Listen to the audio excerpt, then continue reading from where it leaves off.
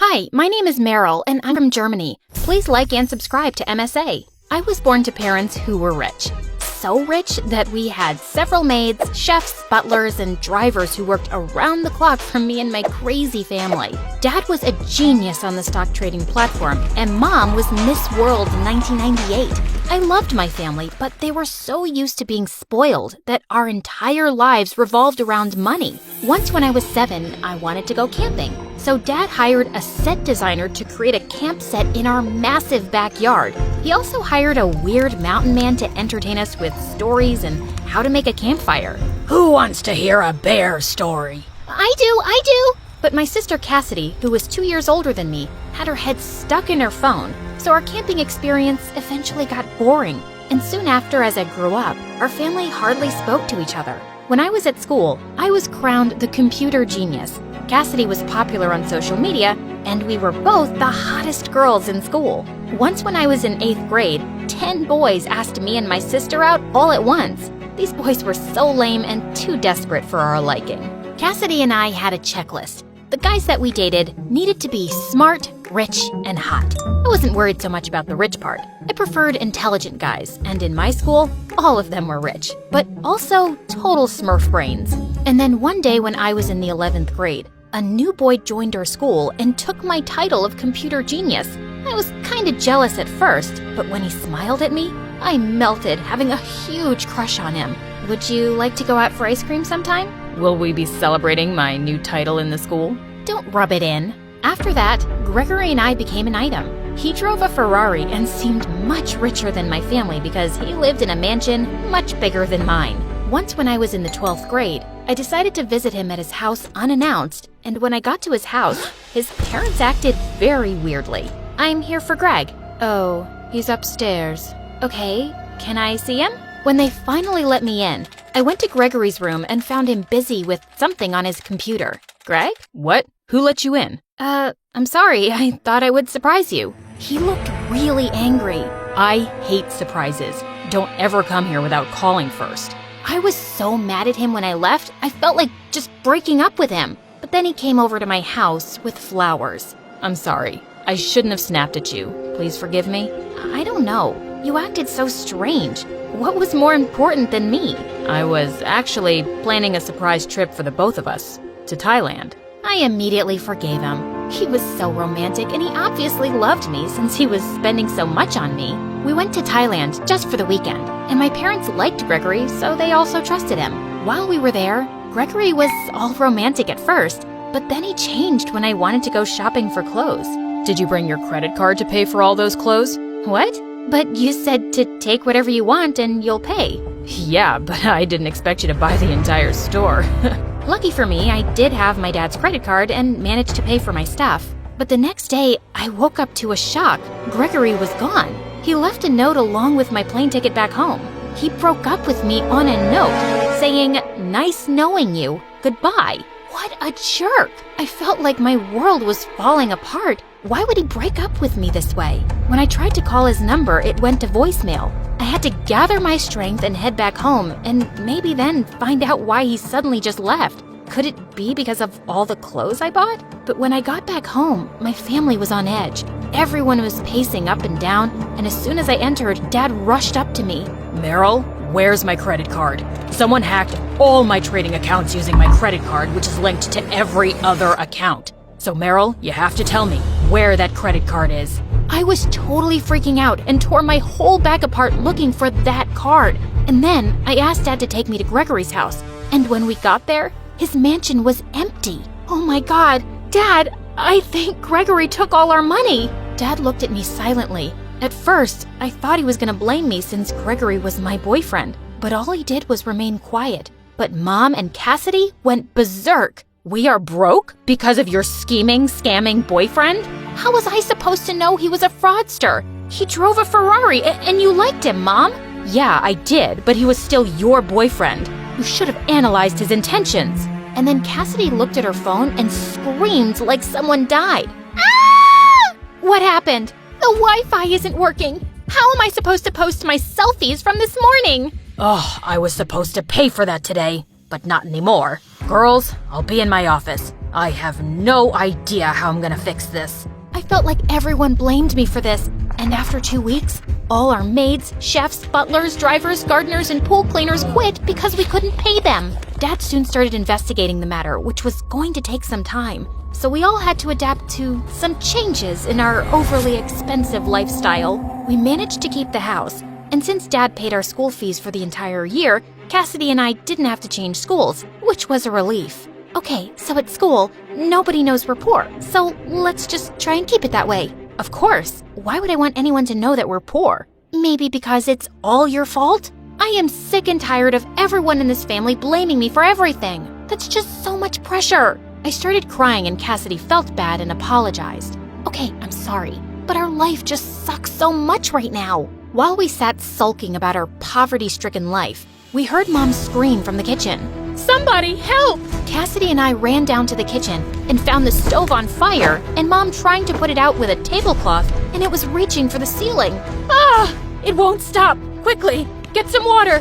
While Cassidy thought a glass of water would help, I brought the fire extinguisher and, thank God, was able to put out the fire. But now our entire kitchen was ruined and there was smoke all over the place. We gotta sit outside until the smoke is gone. Come on. We all sat outside on the stairs and Mom was in tears, telling me how she was trying to cook but ended up ruining the kitchen. I guess we'll have to order food. I hope they give us some discount. Right then, Dad came in, all smiles. Hello, everybody. Oh, did you get our money back? Mom ran to Dad, smiling like a clown. Nope, I found a job. I'm going back to selling insurance, and once I make some good commission, I'll start trading again and get all the money that we lost. Well, Dad's plan didn't follow through the way he saw it. 3 months went by and we were still struggling, and the only thing Dad could afford was food, so I decided it was time to get a part-time job as a waitress. But Meryl, if you work as a waitress, everyone in school will know. Yes, I know. But maybe if I work, I can help Dad pay for the Wi-Fi. Cassidy immediately smiled, but she wouldn't dare try to get a job since she cared so much about what people would think. The restaurant I worked at was a classy place where all the rich and mighty dine. And one day, while I served a bunch of top-class businessmen, I overheard their discussion about new digital devices. I got excited and couldn't contain myself. I have plenty of ideas for new devices. Imagine having a portable hard drive, something almost like an iPod but with more space. That way, users will be able to carry all of their important information on one small iPod. We could even make it have a video presentation for business meetings. After I was done babbling, they looked at me stunned. Then the tall man with the big forehead was so rude. You can just get our order, please. I walked away feeling embarrassed. And then, the next worst thing happened. When I waited at my next table, they were girls from my school who envied my sister and me all the time. And the worst of them all was Charlotte. Wow, you work as a waiter? This must be my lucky day. Wait, I have to take a picture of this. Oh, Charlotte, get over yourself. I work here and earn my own money, unlike you, a spoiled brat forever. That's no way to talk to your customers. Where's the manager? I want to file a complaint. He's out to lunch. So, can I take your order? It was the most dreadful day of my life. But the next day when I went to school, everyone called me Waiter Girl, since Charlotte posted my picture on Instagram. And during recess, while Cassidy and I were minding our own business, Charlotte started being so annoying with her stupid minions. We've noticed that you two bring lunches to school these days. Should we open up a charity fund dedicated to the richest in the school? Oh, let me rephrase. The poor, smelly girls of the school. Shut up, Chat Roulette. Cassidy got up angrily clenching her fist, and I calmed her down. Don't worry about her, Cassidy. She's just a jealous girl who has no goals. At least my goal is not to be a waiter. Yeah, your goal is probably to be a brainless peanut all your life, since you get big fat zeros on all your tests. Charlotte eventually left us alone, but then after school, Dad picked us up in a run-down car, and Charlotte got the entire school to come and watch us get in it. Oh my gosh, where did your dad buy this junk from? At that point, I had had enough of Charlotte's farty face, so I pounced on her and she couldn't even fight back, so I let her go. Just leave me and my family alone. Our financial life is none of your business. Dad was shocked when we got home, and he told us that his contract at work was about to end. So he sold his Land Rover and got us a scrappy car. Life was getting even worse for us. I put on my waiter clothes and got out of the house to work an extra shift. While I was at the restaurant, I found my manager watching MSA. Wow, you like MSA? Yeah, is that a problem? No problem.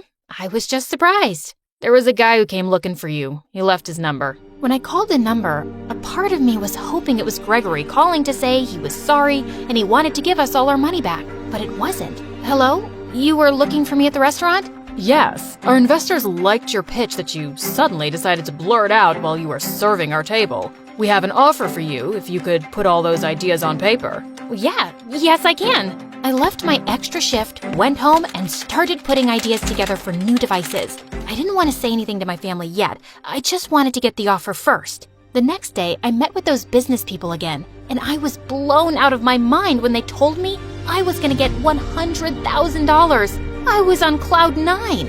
I immediately signed the contract, and they even asked me to stay in contact if I had any other ideas.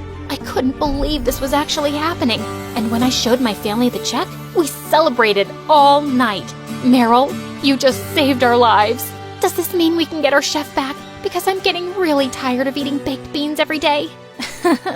Not just yet. Dad needs to first work his magic on the trading platform, and then maybe. I was so happy to see my family relaxed again. Cassidy wanted us to go shopping the next day since all of our heels were starting to lose their texture. 2 pairs and that's it, right? We need to use all this money wisely. Yes, I know. But what if I see a 3rd pair that I like? Cassidy, just before we could head off to the mall, Dad screamed from the living room. Meryl, you have to see this. When I went to check what he was talking about, the news was on and Gregory was handcuffed and sentenced to prison for the next 20 years for being one of the biggest fraudsters in the city.